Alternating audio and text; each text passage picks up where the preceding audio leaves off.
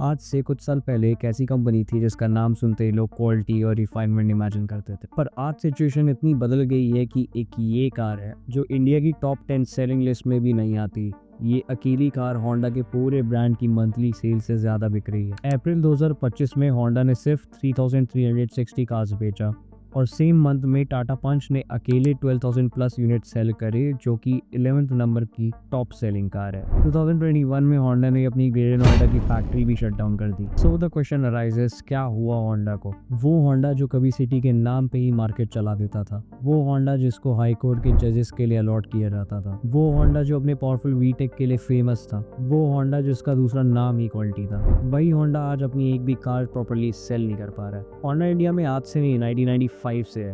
Usha international के साथ Honda ने जॉइंट वेंचर करके इंडिया में एंट्री ली थी और पहली कार होंडा सिटी, एक सेडान जिसके स्टाइल और परफॉर्मेंस ने इंडियन बायर्स को फर्स्ट टाइम ड्राइविंग डायनेमिक्स का मतलब समझाया था। 1998 तक होंडा सिटी का नाम ही क्वालिटी गारंटी बन गया था। उस टाइम होंडा ने अपनी रेपुटेशन बना ली थी रिलायबल, रिफाइंड और प्रीमियम कार ब्रांड के रूप में। फिर 2001 में आई होंडा एकॉर्ड, एक सेडान जो थोड़ी एलीट कैटेगरी के लिए थी। Long wheel base, leather interiors, V6 option के साथ ये कार बिजनेसमैन और एग्जीक्यूटिव्स के लिए स्टेटस सिंबल बन गई थी। और उसके बाद 2003 में होंडा ने CR-V को लॉन्च कर दिया, जो कि एक प्रीमियम SUV थी।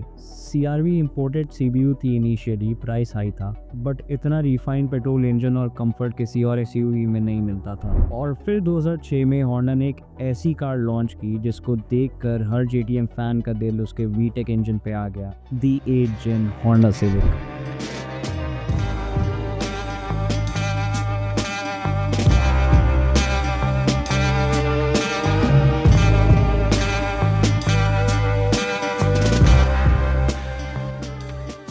लो ground clearance, smooth 1.8 litre VTEC engine, futuristic dashboard, उस टाइम ये डिजाइन एकदम एलियन लगता था। सिविक ने सिर्फ लुक्स नहीं, ड्राइविंग डायनेमिक्स से भी सबको इम्प्रेस किया। पेट्रोल इंजन रिफाइंड था, gearbox butter smooth, steering control एकदम प्रिसाइज, एक प्रॉपर ड्राइवर्स कार थी। और तब से एक लाइन फेमस हो गई थी, once a Honda always a Honda. Honda की शोरूम्स भी प्रोफेशनल थे, multi storey outlets, proper service, premium experience. उनका प्लान सिंपल था लेकिन ब्रिलियंट। होंडा ने क्लियर कस्टमर लैडर डिजाइन किया था। जो बायर अपनी फर्स्ट प्रीमियम सेडान लेना चाहता था, उसके लिए एंट्री पॉइंट थी Honda city. Reliable, fuel efficient और प्रॉपर सेडान वाला स्टेटस, जो कि परफेक्ट थी प्रोफेशनल्स और फैमिलीज के लिए। और जब सेम कस्टमर 4-5 साल बाद कोई अपग्रेड चाहे तो होंडा उसके लिए रेडी थी अपनी होंडा सिविक के साथ। Honda city owners naturally upgrade करते थे होंडा सिविक पे, क्योंकि वो और स्पोर्टी, फ्यूचरिस्टिक और पावरफुल फील लेती थी। फिर अगर कोई और एक लेवल अपग्रेड करना चाहे तो उसके लिए थी होंडा एकॉर्ड, जो कि काफ़ी बड़ी सेडान थी, लग्जरी थी, कंफर्टेबल थी, अपने पावरफुल V6 इंजन के साथ आती थी। मतलब एक लग्जरी सेडान एक्सपीरियंस बिना BMW या मर्सिडीज के हाई प्राइस टैग के साथ। होंडा एकॉर्ड एग्जीक्यूटिव्स, पॉलिटिशियंस और बिजनेसमैन की पहली चॉइस बन गई थी। और सबसे टॉप पे थी होंडा CR-V, उन बायर्स के लिए जो सेडान से थोड़ा अलग लाइफस्टाइल SUV एक्सपीरियंस चाहते थे, imported quality, 4 wheel drive option और प्रीमियम इंटीरियर्स के साथ। ये एक स्टेटमेंट कार थी। तो होंडा का पिरामिड रेडी था, सिटी, सिविक, एकॉर्ड, CR-V, एक परफेक्ट अपग्रेड लैडर इंडिया के अपर मिडिल क्लास और एलीट बायर्स के लिए। हर लेवल पे एक प्रीमियम फील, एक ब्रांड कंटिन्यूटी, जिससे कस्टमर होंडा फैमिली से बाहर जाने का सोचता ही नहीं था। लेकिन एक प्रॉब्लम थी, इंडिया उस टाइम लग्जरी कार बायर्स की कंट्री नहीं थी। 8 से 10 लाख के बजट से ऊपर की कार लेने वाले लोग इंडिया में बहुत कम होते थे और होंडा ने बात समझने में काफी देर कर दी। फिर उन्होंने सोचा थोड़ा नीचे के सेगमेंट में आते हैं और उन्होंने 2010 में लॉन्च की Honda jazz. Honda jazz global market में जहां फिट के नाम से छाई हुई थी, पर इंडिया में फेल हो गई। कार अच्छी थी पर प्राइस अच्छा नहीं था। होंडा जैज का बेस वर्जन 7 लाख से स्टार्ट होता था, जबकि स्विफ्ट 4 लाख में मिल जाती थी।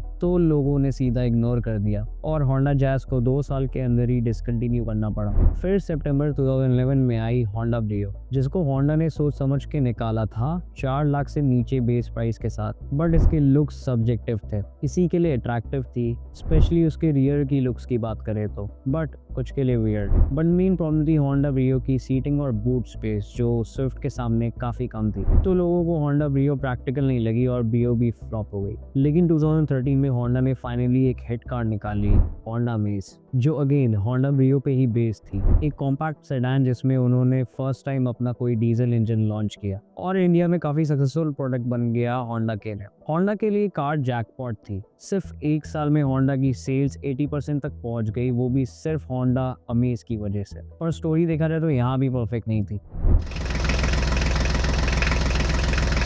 उनका डीजल इंजन नॉइजी था। वो होंडा जिसको रिफाइनमेंट के लिए जाना जाता था, वो यहाँ पे ट्रैक्टर जैसा साउंड कर रहा था। बाकी ब्रांड्स के किसी भी डीजल इंजन से कंपेयर किया जाए तो वन ऑफ द नॉइजीएस्ट इंजन था होंडा में इसका इंजन। और होंडा की सबसे बड़ी गलती थी कि जब डीजल कार्स मार्केट में हेवीली सेल हो रही थी डीजल के कम प्राइसेस की वजह से, तब इन्होंने कोई डीजल इंजन नहीं निकाला। बट बाई लेट 2014 जब तक उन्होंने डीजल इंजन बनाया, डीजल प्राइसेस डीरेगुलेट हो गए थे और लोग पेट्रोल वापस प्रेफर करने लगे थे।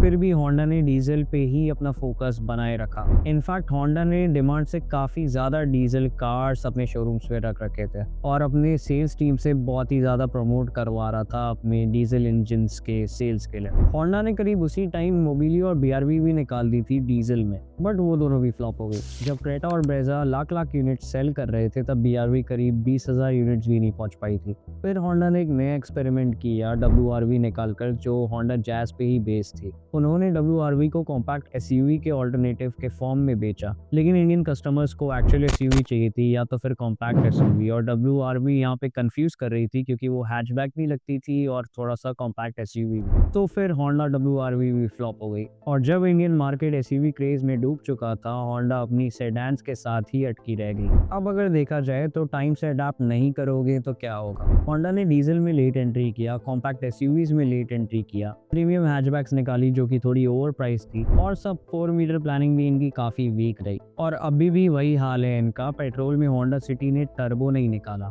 जबकि hyundai वर्ना, वर्टस या फिर स्लाविया तीनों में टर्बो आता है। होंडा का ईवी निकालने का प्लान तो भूल ही जाओ। बेसिकली अगर देखा जाए तो गलत कार गलत टाइम हर बार। हाँ, होंडा ने हाइब्रिड निकाली है बट अपने पेट्रोल काउंटर पार्ट से काफी एक्सपेंसिव है। अब होंडा सिर्फ अपनी सिटी, अमेज और एलिवेट पे सरवाइव कर रही है, बाकी सब मॉडल्स एक एक करके डिसकंटिन्यू करती जा रही है। 2018 में मोबिलियो, 2019 में BRV, बट फिर 2019 में होंडा ने सिविक लॉन्च कर दिया। बट जब एक्चुअल में जरूरत थी शेवलेट क्रूज के अगेंस्ट, तब ओल्डर सिविक को अपडेट के फॉर्म में री लॉन्च नहीं किया था। और जो इन्होंने 2019 में होंडा सिविक का न्यू वर्जन निकाला था, वो 2020 में इन्होंने डिसकंटिन्यू भी कर दिया। मतलब बस एक ही साल में 2020 में एकॉर्ड और CRV दोनों को बाय बाय कर दिया। इवन ग्रेटर नोएडा की फैक्ट्री भी शट डाउन कर दिया, जिसकी कैपेसिटी थी 1 lakh cars per year. 1500 plus employees और काफी सीनियर ऑफिशियल्स ने कंपनी छोड़ दी।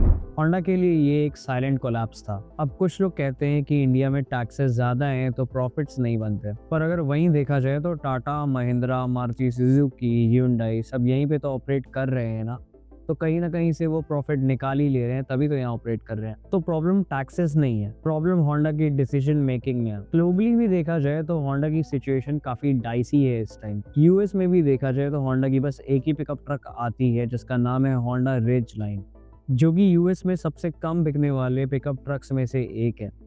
यूरोप और मिडिल ईस्ट में भी होंडा काफी वीक है क्योंकि उनका एसयूवी पोर्टफोलियो काफी ज्यादा छोटा है। तो होंडा की ये प्रॉब्लम सिर्फ इंडिया की नहीं, ब्रांड ग्लोबली भी अपना एज लूज कर रहा है। हाँ, लेकिन एक बात क्लियर है, होंडा एक ऐसा ब्रांड है जो ड्राइवर्स कार बनाता है। सिटी चलाने का मजा आज भी वैसे ही है जैसे 2000s में होता था। बाकी ब्रांड्स जहाँ अपनी आइडेंटिटी एसयूवीज में खो चुके हैं, होंडा अभी भी ड्राइविंग फील बचाया हुआ है। मैं ऑनेस्टली चाहूंगा कि इंडिया में होंडा एक स्ट्रॉन्ग कमबैक करे, क्योंकि होंडा ने हम लोग को एक्चुअल में ड्राइविंग डायनेमिक्स का मतलब समझाया था। अब आप बताओ, होंडा को अपना कौन सा ग्लोबल मॉडल इंडिया में लाना चाहिए एज अ कमबैक? इस बात को मुझे जरूर से कमेंट में बताना, और वीडियो अगर पसंद आया हो तो लाइक कर देना, सब्सक्राइब करना प्लीज मत भूलना, क्योंकि ऐसी वीडियोस बनाने में काफी ज्यादा मेहनत लगती है।